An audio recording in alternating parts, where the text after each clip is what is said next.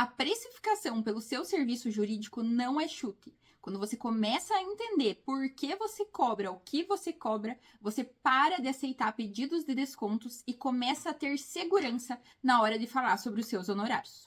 Você é uma advogada que precifica e sente culpa, sente medo na hora de passar os seus honorários?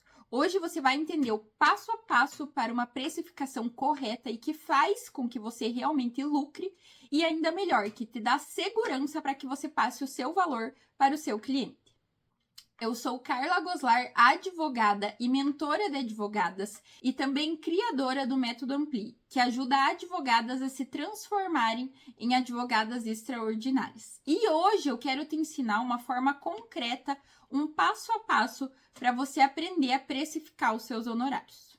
Quando a questão do valor, do preço realmente que você vai passar para o teu cliente é uma questão de improviso, é uma questão de achismo ou até mesmo só utilizando a tabela da OAB como base, você vira refém do teu cliente. A primeira coisa que você precisa levar em consideração, e já anota aí, é entender qual é a sua hora base, qual é o valor da sua hora, quanto custa a sua hora. Porque o nosso trabalho é um trabalho que a gente depende ou do nosso tempo ou do tempo dos nossos colaboradores. Então, você precisa ter ideia do custo da hora, seja sua, seja dos seus colaboradores. Como que você vai descobrir o valor da sua hora base, o custo da sua hora base? Você precisa entender quais são os seus custos fixos e dividir pelas horas trabalhadas mensalmente. Assim, você vai ter o custo da sua hora, tá? Você vai ter ali quanto custa. Então, qual é o valor que você, tecnicamente, perde por cada hora trabalhada, que é o que custa para que você mantenha o seu escritório, para que você pague luz, água, sistema, o teu token.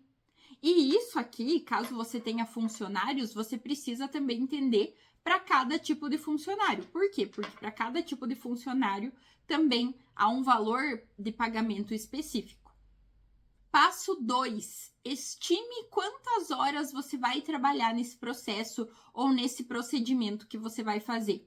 Então, você precisa entender quanto tempo você vai levar para fazer a inicial, para ficar nesse processo, audiências, conversas e atendimentos com o seu cliente.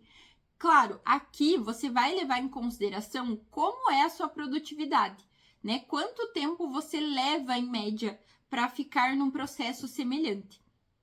Então, isso é hipotético, pode sair um pouco a mais ou um pouco a menos, mas se você já tem um controle de como você produz e como você faz, você já sabe dizer quanto tempo você demora para fazer uma inicial e uma audiência e assim sucessivamente. Então, você lista todas as tarefas que você tem em mente que vão ser feitas e a quantidade de horas que você vai utilizar. Por quê? Porque daí você vai saber o custo para fazer aquela demanda.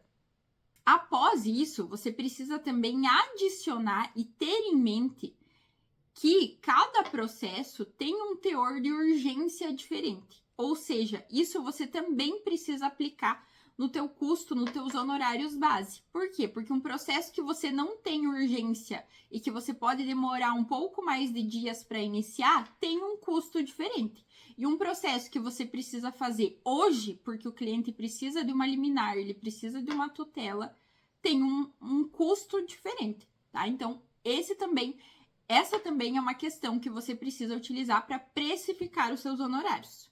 Outra questão para precificar os seus honorários é entender o prazo do processo. Quanto tempo esse processo vai durar?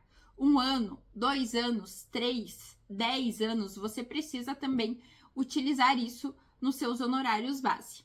Finalizando esses passos, entendendo o tempo que esse processo vai se prolongar, você vai acrescentar o lucro desejado em cima desse custo. Então, você vai colocar, eu quero lucrar 100% em cima desse valor, então você vai acrescentar essa porcentagem.